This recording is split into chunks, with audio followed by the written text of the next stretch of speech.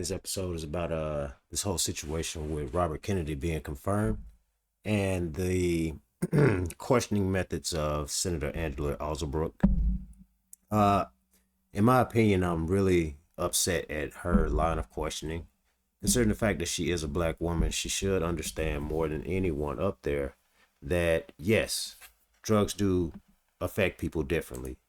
Mainly because when COVID first hit, the majority of the people who claimed that they were not going to take the vaccine were black people because they felt as though it was not a vaccine for them. It wasn't until enough black people died that black people started jabbing themselves with the shit. For the majority, black people were not trying to go get a vaccine. Black people generally don't go to the doctor all that much because we have a innate issue with the whole doctor situation.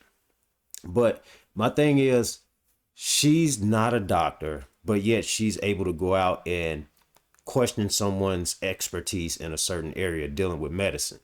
Now, I don't claim that Robert Kennedy is a doctor, but what I will say is his remarks were not warranting of the type of questioning that she gave. For people who don't really know what all happened, I'm going to play a news clip of the situation. That way you can get a basic background of what was been going on. But I'll play the actual I'll play a actual clip afterwards that better explains Robert Kennedy's point of view with this entire situation. And my whole thought is these are things that he wanted to get out, but yet he was hostily questioned by this woman. So I'm not going to jabber all day. So I'm going to just go ahead and play this so we can get this going. As President Trump's nominees continue to go through confirmation hearings, one of Maryland's newest senators is playing a role in questioning Trump's pick to lead the Department of Health and Human Services. U.S. Senator Angela Alsobrooks, while on the Health, Education, Labor, and Pension Committee, grilled Robert F. Kennedy Jr. on previous statements he made that black people should not have the same vaccine schedule as white people. So what different vaccine schedule would you say I should have received?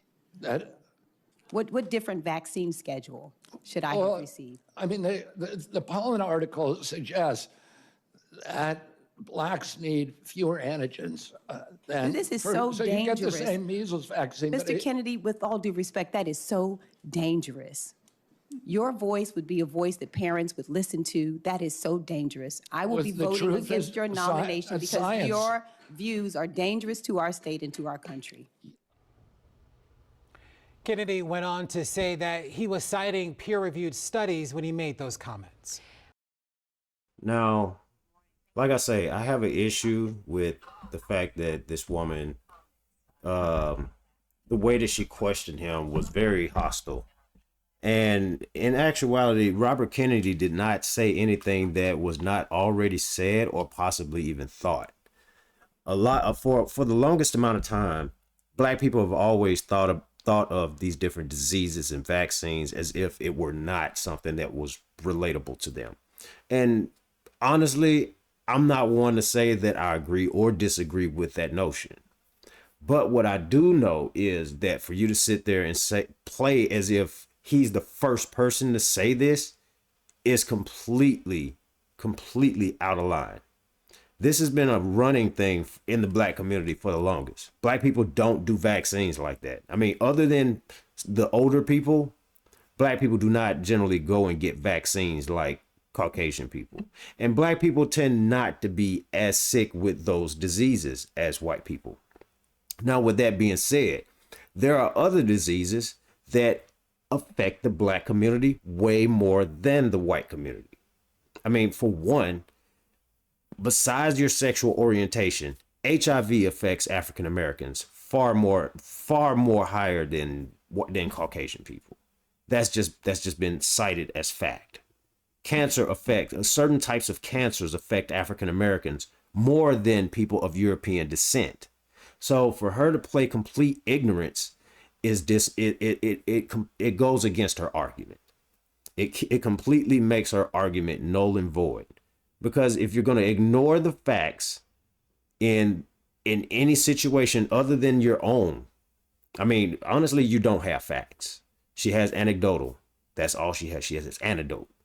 And if all you have to say is the fact that he's going to be the voice for parents, and that this is an upsetting thing, it's not upsetting to anyone but you, Angela. Only you, Angela. And the thing is, you're too stupid to get away from your biases and realize that there are pure scientific studies out there that state this. Now, I'm not going to sit here. I'm not a scientist, nor am I a medical profession. But what I will do is allow scientists and medical professions to talk for me. So, like I say, I got a video for to basically back up Robert Kennedy. This is not, like I say, this is not a long video. This is just a situation that it came up all of a sudden while I was while I was in the process of preparing for another video to be released. That video has been pushed back due to this situation. I honestly did not know that all this was going on. I have a lot going on right now. This is actually a busy time of year for me, so I tend not to be as involved with the news as I should be. I'm far more in tune than some, but not as in tune as I usually am throughout the year. This is just a busy time of year for me. Usually after holidays and between holidays is really when I get busy. But I saw about this, and I honestly thought Robert Kennedy had already been confirmed. I didn't really think there was an issue with his confirmation. But after I saw this, I just felt as though I needed to say something, because honestly, there seems to be a lot of ignorance in the Black community that seemingly, supposedly educated people are not aware of. So I'm going to play this. This is purely just so obviously it hasn't, in my opinion, I feel like this has not been put out that much because people are not listening to what he's saying. Now, this video that I'm about to play is 10 years old. So I'm just going to be honest, with it being 10 years old, I can't say what type of advancements have been made. I can't say anything that's been done differently. But what I will say is that this is 10 years old. So with that being said, there is no reason that this woman should not know this information. I mean, if I can find this information, and it's on YouTube. So if I can find this information on YouTube, there should be absolutely no reason that this woman should not be able to find this information anywhere else. Now, this comes from the Mayo Clinic, and it's from the Mayo Clinic. I think it's in Arizona, or I don't know, maybe it's in Arizona. I couldn't begin to tell you which one it is. But this right here, this video is basically, this is not proving what Robert Kennedy says, but this is in line with what Robert Kennedy says. Just take a listen. If you got any comments, or if you feel as though I'm getting this wrong, or if I'm the one that is not understanding this situation, please explain it to me in the comments, because I'm not getting it. The most outstanding and to some degree unexpected difference that we found is that African Americans have much higher antibody responses to this viral vaccine, rubella, than we have seen in any other population. Why would that be? Well, that's the subject of the next set of studies, but it's really a foundational finding in this respect. We sort of have a population level approach to medicine. We do it with drugs, we do it with vaccines. We assume everybody's alike and that they all respond the same. This is the basis of personalized or individualized medicine. Our group has been among the first to show that what we know for how people respond to drugs turns out to also be true in how people respond to biologics like vaccines. So you and I may respond very differently as a cohort, say, of Caucasians, but my colleague who's African American and the population of African Americans turn out to have a much better response to that vaccine. Hispanics have a lower response. Well, this is really important in terms of how we deliver vaccines, how we design vaccines, perhaps the safety of vaccines. And this is new information in the biologic field that I think is going to change how we practice medicine. The vaccine, in essence, is working differently. The question is why? It's the same vaccine, in human beings, administered the same way, and yet it stimulates a very different set of gene expression and protein secretion, that protein being antibody that protects us when we see the virus. A lot of people haven't heard of rubella. They think it's a disease that doesn't exist anymore. And that would be naive to think that. Certainly in California, along some of the border states, we do still see rubella cases. In Japan and in Europe, we're seeing outbreaks of rubella and measles. They're vaccines that are given together, primarily because of people rejecting the vaccine out of unfounded fears about the safety of the vaccine. But the interesting thought occurs to me, maybe we only have to give African Americans half the size dose that we give to Caucasians. That's an example of individualizing our approach to somebody. Eventually what will happen is it won't be something as complicated as race, it will be genetically based.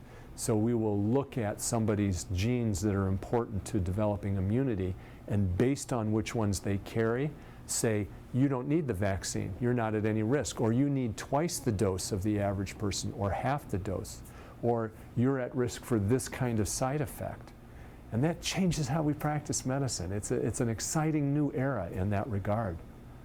So we may be able to save cost, we may be able to reduce the amount of side effects. If you only need half as much vaccine to reach the same level of protection, we're adding cost and potentially risk by giving you double what you actually need. We could extend the vaccine supply twice as far. Take African countries, for example. With this kind of knowledge and with the cost of vaccines, what might it mean that for the same cost we could immunize twice as many people? That would just be one practical example of an outcome that would be important, at least at a population level. Fundamentally, what it begins to do is build a scientific case and database for this idea. If we see these kinds of dramatic differences with this vaccine, will we see it with another vaccine?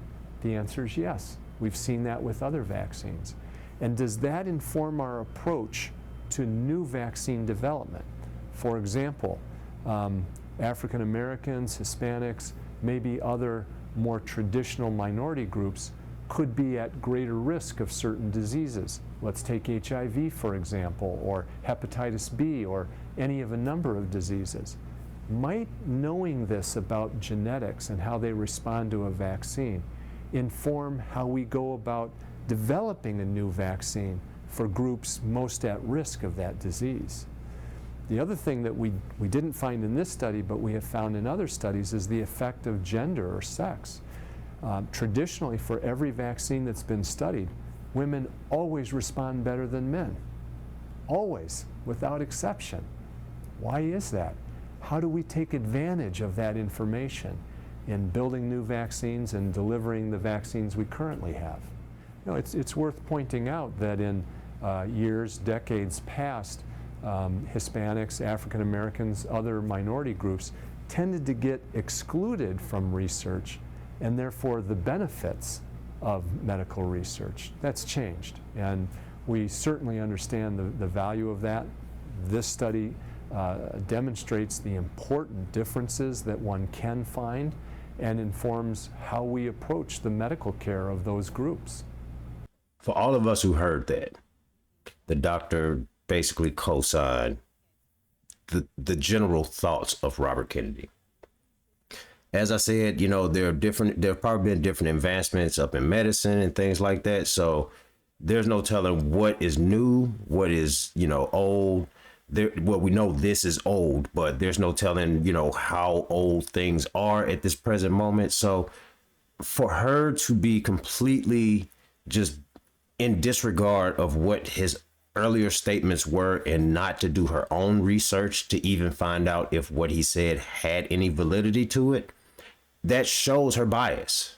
There is no reason for you to be a representative for anyone if your bias is so clearly on your shoulders. So I don't understand why. Honestly, I do understand. And this is going to seem a little controversial to a lot of people, but the fact of the matter that black people are generally racist. They are. A lot of black people are generally racist, and it really pisses me off a lot of the time, because the people that go around screaming that people are racist towards them tend to be the most racist towards everyone else. If this would have been a black person that would have been spewing out the same literature as Robert Kennedy, this woman would have had absolutely no problem with what that person was saying. Absolutely no problem with what that person was saying, because what that person is saying makes sense. It makes sense with the general knowledge of the population.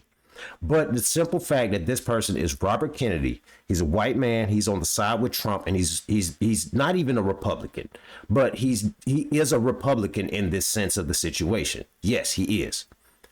That is her reason for not agreeing with any of this situation. She doesn't want to do her research. If she has spent 2 seconds, literally, you could have found this anywhere. There's more information online in papers, in research studies, and things of that nature. So I'm not going to go through and do an entire dissertation right here on YouTube about why this woman is so stupid and racist that she did not want to even do the research to prove that whether or not Robert Kennedy is or is not correct. Now, whether or not he is correct or not, that is still a different question. The problem I have with this is the fact that she did not even get to a point where that question was an issue. You have to get over your racial bias if you want to work for everyone. Just because you're a black person does not mean you only work for black people. As a matter of fact, I'm a black person that generally does not like to have black representatives, because I feel as though if I have a person that is a black representative for me, they're going to go in there and act just like me. And that I have a problem with, because I know I cannot hold decorum in the way that a person in a business setting should. So with that being said, the people in whatever place that she's representing, you really need to sit down and talk to your homegirl, because I don't know what her problem is. Is it a racial bias? Is it a political bias? Or is it just general stupidity and ignorance of facts? Either way it goes, it works counter to the argument of us wanting to be one nation. If you're for a democratic nation, you need to try to work together. Even if you don't agree with people, you have to try. I just spent 4 years working with all types of situations that I did not want to deal with Biden. I spent 4 years before the previous Trump administration dealing with things that I did not want to deal with. In actuality, it was 8 years, but I voted for the first 4 of Obama's term. But the last 4, I dealt with issues that I did not vote for. Silent majority. Sometimes when you have a lot to say, it's best to sit back and listen to what everyone else has to say. Because sometimes what you have to say might already be out there. You just got to look for it. And her problem is she took her glasses off, but she probably should have kept them on and read a little bit longer. This literally took me 2 minutes on YouTube. Just imagine the information that's out there on the internet. If you like the video, subscribe, and we'll drop more content. If you like what you're listening to, ring the bell so you can get a notification when we drop more hits.